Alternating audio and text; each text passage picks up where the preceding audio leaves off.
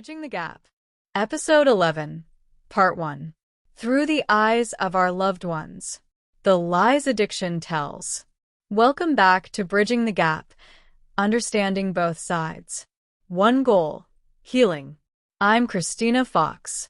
Today, we're going to talk about the lies addiction brought into our relationship, and some of the lies I told myself while trying to love you through it. And some of those are harder for me to admit, because while I was waiting for you to start being honest with me, there were truths I wasn't completely ready to face either. So let's talk about the lies between us. When addiction became part of our lives, eventually I stopped knowing what was true. You may have said, "I'm not using. I can quit whenever I want. I have done it before. I need $20 for some food. I just need a couple of dollars for gas to get to treatment. I'm done this time." And honestly, I believed those words so many times because I wanted them so badly to be true.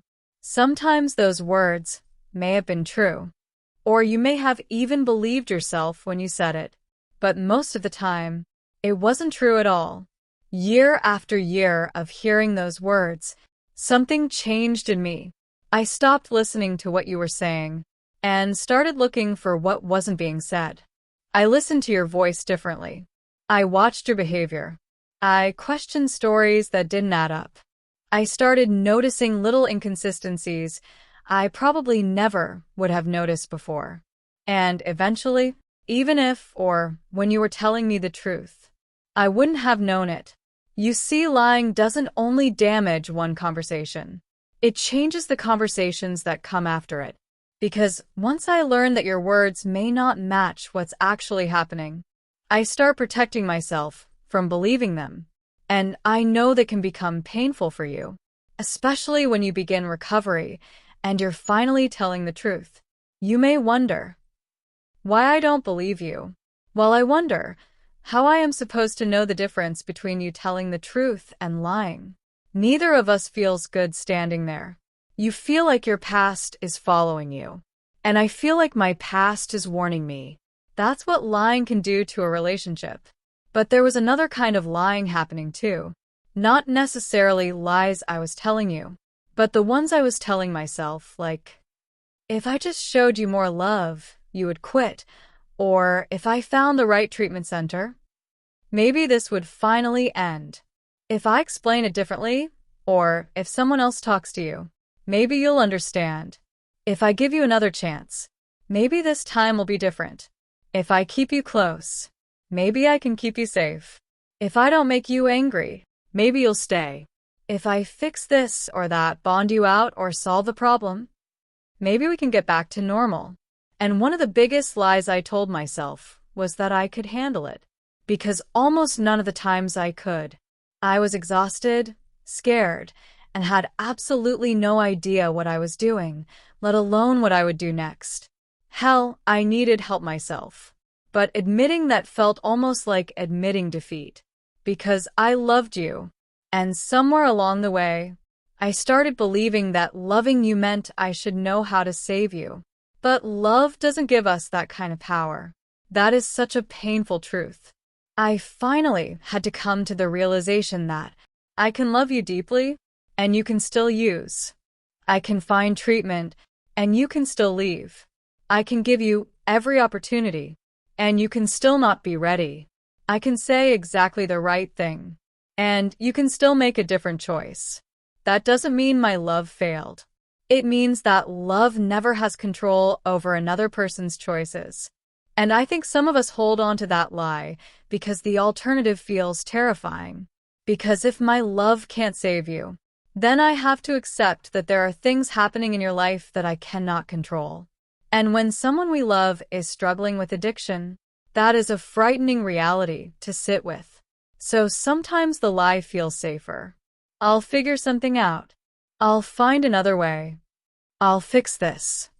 Because believing that I could fix it gave me something to do with my fear, until trying to fix everything began breaking me too. I think this is important to talk about without judging ourselves. There may have been things I knew deep down, but wasn't ready to admit. Maybe I knew you were using again, but I wanted so badly to believe you weren't. Maybe the story didn't make sense, but accepting the truth meant accepting what came next. Maybe everyone around me could see what was happening, and I kept saying, "They're doing better," because I needed that to be true. Sometimes denial isn't stupidity. Sometimes it's the mind buying us a little more time before we're ready to face something painful. But eventually, reality doesn't need our permission to be real. And that's when I finally made the decision to focus on me and my own healing. I had to stop building my peace around what I hoped was happening. I had to accept that you were using, and there was absolutely nothing I could do to change that. I want you to understand why lying affected me so deeply. It wasn't only the individual lies. It was what happened inside of me afterward. I questioned you. Then I questioned myself. Am I overreacting? Maybe I misunderstood. What if they're actually telling me the truth? What if I accuse them and I'm wrong? Sometimes I felt guilty for doubting you. Other times, when I did believe you, I felt so foolish when I learned the truth. Eventually, I didn't know which instinct to trust. So if you're in recovery now and wondering why honesty doesn't immediately repair everything, please understand, your honesty matters. Keep telling the truth, even when we're unsure, even when we question it, even when you don't immediately receive the response you hoped for. Because every truthful action gives the relationship something different to build on. But rebuilding what lying damaged takes time. And that's okay. Because we're both learning to stop living inside the lies. I'm learning that loving you doesn't mean saving you. I'm learning that hope doesn't require denial. I'm learning that I can acknowledge reality without losing hope for your future. And I'm learning that I don't have to convince myself everything is okay in order to have peace. Sometimes peace begins when I finally admit, this is not okay. And then decide what I'm going to do with that truth. In part 2, we're crossing the bridge. Because addiction has its own lies. I can stop whenever I want. Tomorrow. Nobody knows. It's not that bad. I need it. I'm only hurting myself. And maybe one of the hardest truths to face in recovery is realizing, somewhere along the way, we weren't only lying to the people who loved us. We had started lying to ourselves. I thank you for spending this time with me today. If this episode spoke to you, I hope you'll listen to part 2. If there's something you wish the other side understood about communication, I'd love for you to join the conversation. To connect with me, please visit KristinaFoxAuthor.com. From there, you can explore my books, listen to the podcast, read the blog, subscribe to my newsletter, and connect with me across all of my social media platforms. Until next time, protect your peace, choose healthy boundaries, and remember, you don't have to stop hoping for you to start being honest with yourself. Take care. Bridging the Gap. Episode 11, Part 2. Through the Eyes of Recovery. The Lies Addiction Tells. Welcome back to Bridging the Gap. Understanding both sides. One goal, healing. I'm Kristina Fox. In Part 1, we talked about how lying damages our relationships from the eyes of our loved ones. So now let's cross the bridge. Because we have our own lies. And some of the most dangerous lies we tell during addiction aren't the ones we tell other people. They're the ones we tell ourselves. I can stop tomorrow. Tomorrow can become a very comfortable word in addiction. I'll stop tomorrow. I'll call treatment tomorrow. I'll get myself together tomorrow. This is the last time. And sometimes, we mean it. That's something I want our loved ones to understand. Not every promise we made was necessarily a calculated lie. There were times we genuinely believed what we were saying when we said it. We really did think, I'm done. We felt terrible. We saw what was happening. We knew we couldn't keep living this way. And in that moment, we may have wanted to stop more than anything. Then tomorrow came. And so did the withdrawal, the cravings, the pain, the loneliness, the fear, and life. And suddenly, that promise we made yesterday was competing with everything we were feeling today. So we made another promise. Tomorrow. And tomorrow became next week. Next week became next month.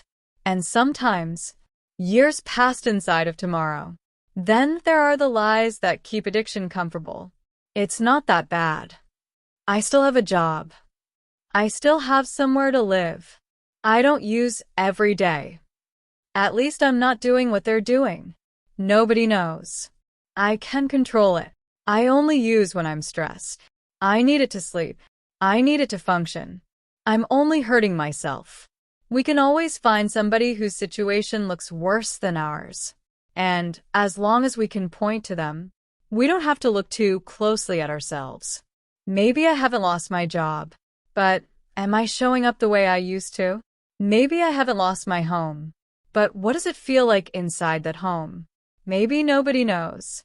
Or maybe I just think nobody knows. Maybe I'm still paying my bills. But how much of my life is being organized around drinking or using? Maybe I can go a few days without it. But what happens inside me during those days? Sometimes we define addiction by everything we haven't lost yet, instead of looking at what it's already taking from us. And that can be a hard truth to face. Because once I admit, I have a problem, now I have a decision to make. As long as I tell myself I'm fine, I don't have to change anything. As long as everyone else is the problem, I don't have to look at myself. As long as tomorrow is the day I'm going to stop, I can keep using today. Sometimes the lie isn't protecting the addiction from other people. It's protecting us from the truth about our addiction, because the truth may require something from us. Treatment. Change. Accountability. Walking away from people. Changing environments. Facing consequences. Feeling emotions we've spent years avoiding. And learning how to live without the thing we've been using to cope. That's scary. So, sometimes, the lie feels easier. I think one of the biggest lies is, I'm only hurting myself. I may have believed that. Maybe I thought, it's my life. It's my body. I'm the one using. Why does everybody care what I do? But addiction rarely stays contained inside one person. Someone is waiting for the phone call. Someone is wondering where we are. Someone is covering for us. Someone is explaining our absence. Someone is wondering whether we're alive. Someone is trying to understand why we didn't show up. Someone may be raising children while we're unavailable. Someone may be paying bills we couldn't pay. Someone may be lying awake while we're completely unaware they're even awake. That doesn't mean we were intentionally trying to hurt them. But intention doesn't erase impact. That's an important part of recovery. I can say, I never meant to hurt you.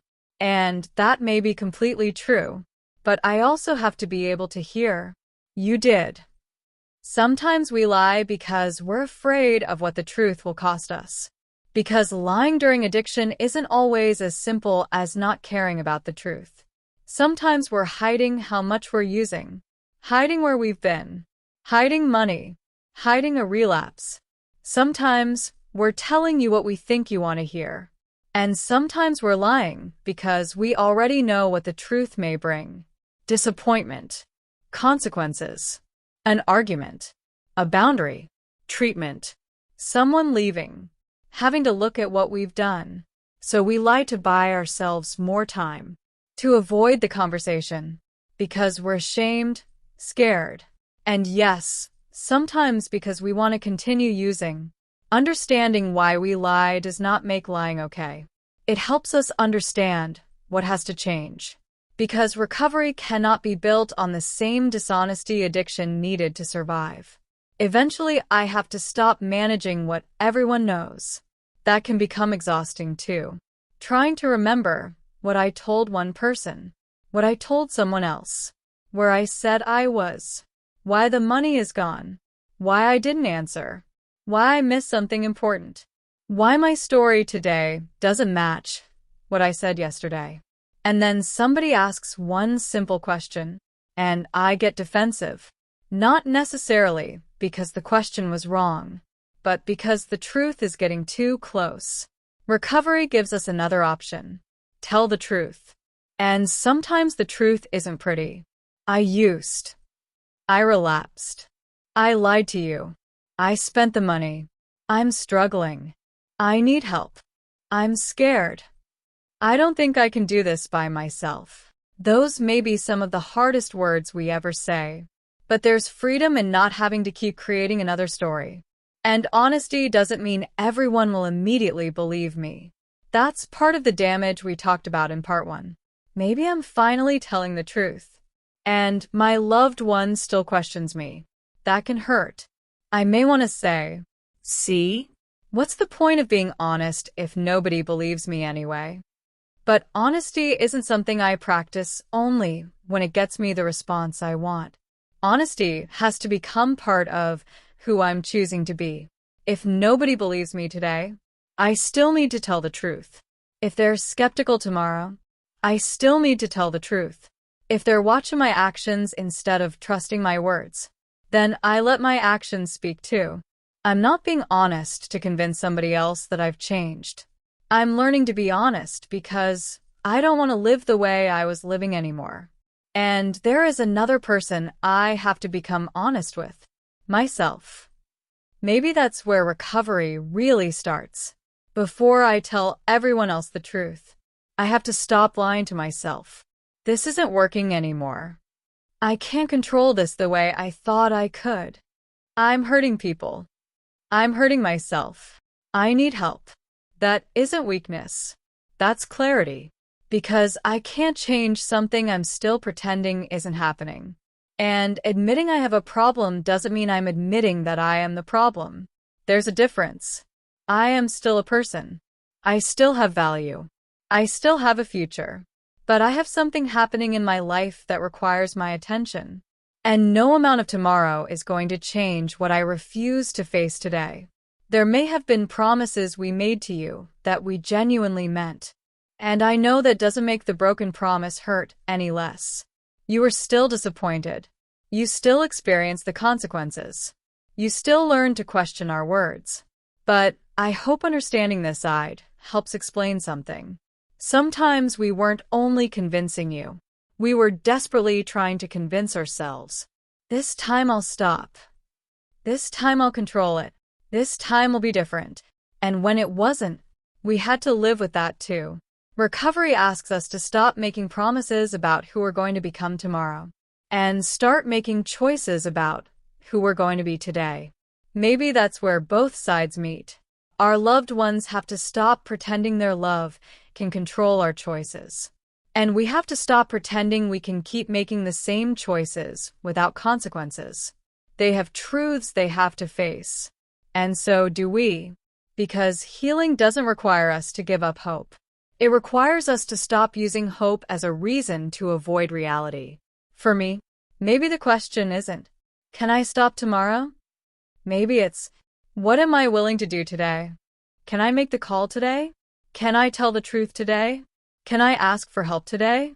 Can I admit I'm struggling today? Can I choose not to use today? Can I take one honest step today? Tomorrow will get here when it gets here. Recovery happens in the choices we're making right now. And maybe that's how the lies finally begin losing their power. Not because we suddenly have everything figured out, but because we're finally willing to look at our lives without looking away. I thank you for spending this time with me today. If this episode spoke to you, I hope you'll listen to part 1 as well. If there's something you wish the other side understood, I'd love for you to join the conversation. To connect with me, please visit KristinaFoxAuthor.com. From there, you can explore my books, listen to the podcast, read the blog, subscribe to my newsletter, and connect with me across all of my social media platforms. Until next time, take responsibility for your healing, respect healthy boundaries, and remember, recovery doesn't begin tomorrow. It begins the moment we're willing to tell ourselves the truth today. Take care.